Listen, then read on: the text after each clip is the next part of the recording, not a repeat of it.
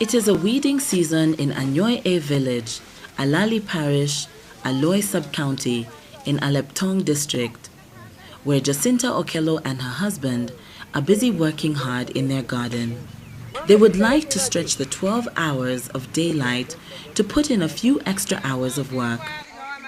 They're hoping that the hard work will pay off and provide them with enough food to feed their family and to have some left over to sell to take care of other needs. The districts of Oyam, Otuke, Aleptong, and Lira in the Lango sub-region were the most affected by the insurgency. It is here that the government of Uganda, with financial assistance from the government of Japan, through the UN Trust Fund for Human Security, funded the Northern Uganda Early Reconstruction Project to spearhead the resettlement and recovery of the returnees in the region. The government of Japan extended the fund of 3.8 million. The life of the people in this region has been normalized and improved. So I hope this project will continue improving the life of the people here who suffered a lot in the past 20 years. Working through 3 UN agencies, United Nations Development Programme UNDP, World Food Programme WFP, World Health Organization WHO, and their implementing partners in the region, the project was intended to assist families like Jacinta's to restart their lives when they return to their homes. The project was established to address primarily the plight of the people who had been suffering from close to 30 years of war with the Lord's Resistance Army, in order to begin to address their immediate humanitarian problems, but also to bridge from humanitarian assistance to development assistance. WFP has contributed in rehabilitating community access roads. We have established 4 central nurseries that produced 1.5 million seedling. We have trained 4,000 farmers, 50% of which are women, and we have set up satellite collection point equipped with post-harvest handling equipment. The number of health facilities offering normal health services increased from 11 in 2007 to 20 in the year 2010. The number of health facilities offering the immunization services also increased from 16 to 19. The prevention of mother-to-child transmission of HIV/AIDS that was just restricted to some few hospitals, with this intervention, it went beyond the hospital. The Northern Uganda Early Recovery Project focused on 4 main areas. 1. Resettlement and recovery. 2. Livelihood enhancement and provision of opportunities for local economic development. 3. Improving access to health services. And 4. Peace building and reconciliation. One of the kickstart activities of the project was to help the returned former IDPs settle back into their home areas by opening up the community feeder roads. This would ease mobility of the returnees as well as the service providers, so they could easily reach the targeted communities in the 16 sub-counties of the 4 districts. My name is Susan Awori. I came here before the road was rehabilitated, but today it is a much better road and we are very happy. Seeds as fast-growing crops such as beans, maize, groundnuts, cassava, soya beans, and sorghum were distributed to the returnees to help them start agricultural production right away. In addition to the seeds, they were also given agricultural implements to help them open up their land for agriculture. Already organized into farmer groups, the returnees were able to work together to plow their land to grow food to feed their families.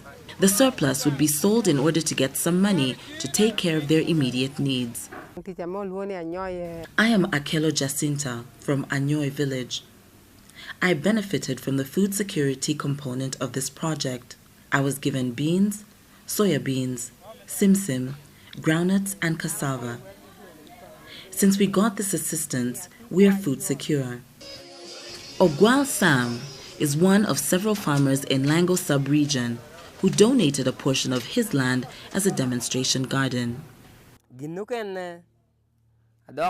We started 1 year ago, and as of today, I'm building a house.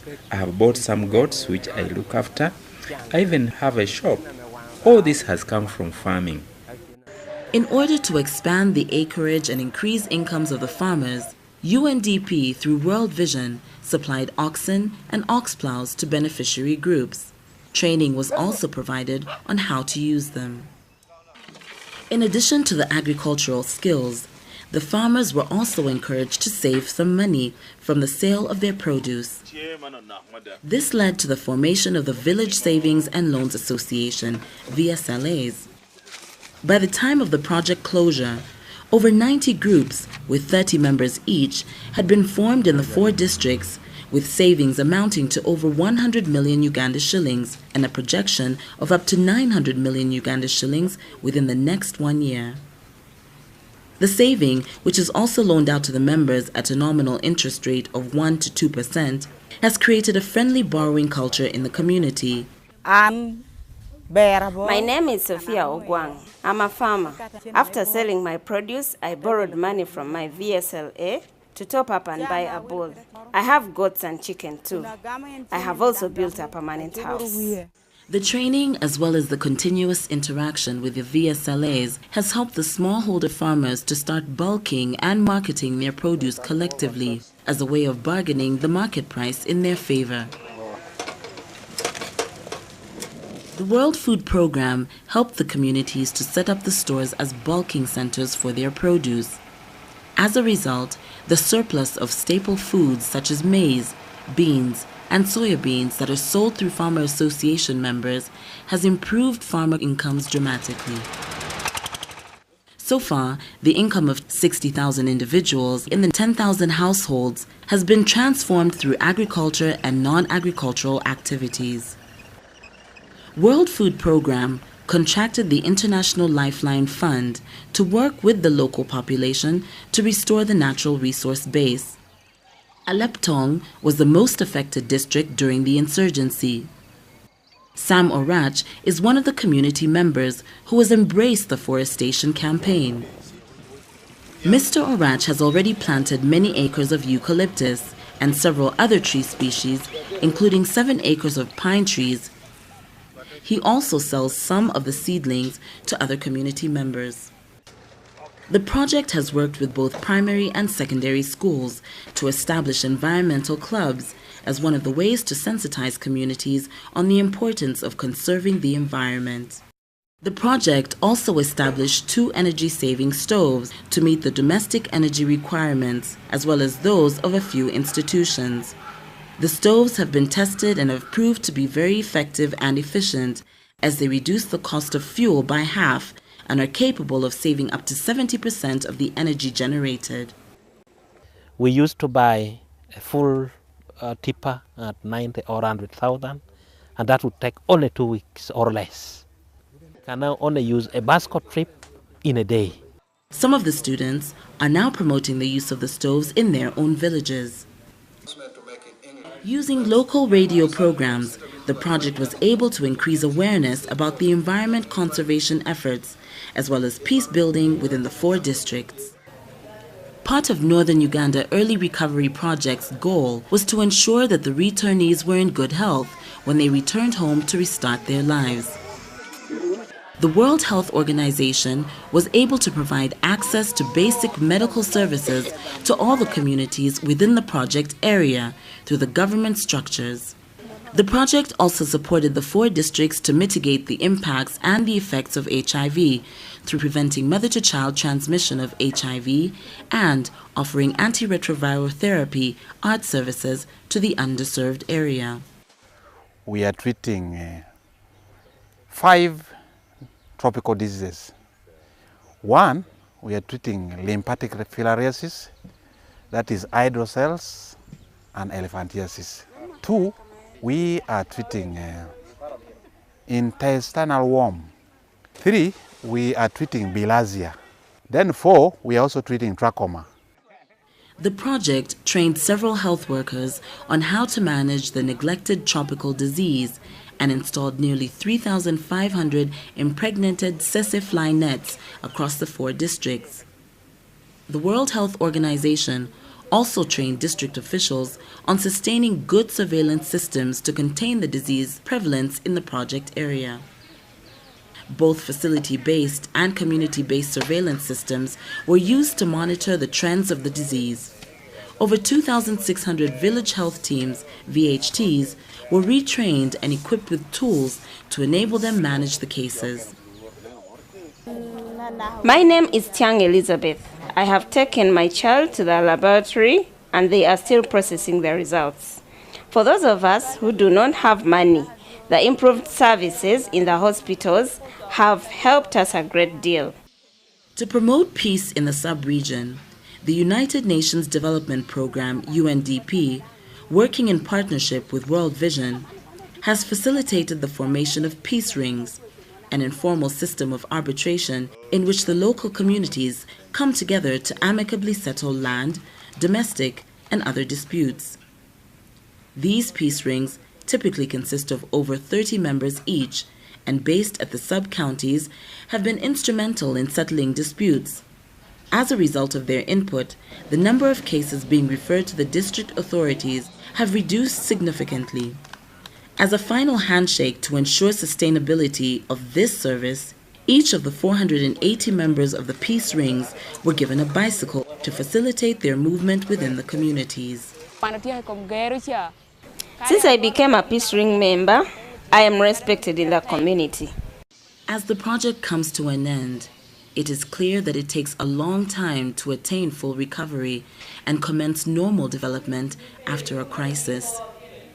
The central and local government, as well as other development partners, need to respond to the new needs in order to consolidate the achievements and sustain the good practices and lessons learned from the Northern Uganda Early Recovery Project.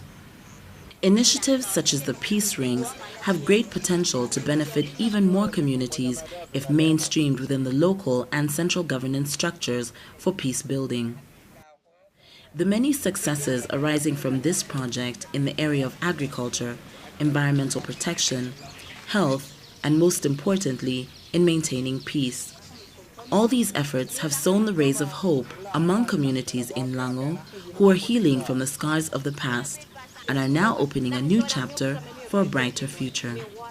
The integrated approach, this joint programming, this joint implementation, this looking together to all the aspects of the human living is also a great lesson that we should build on.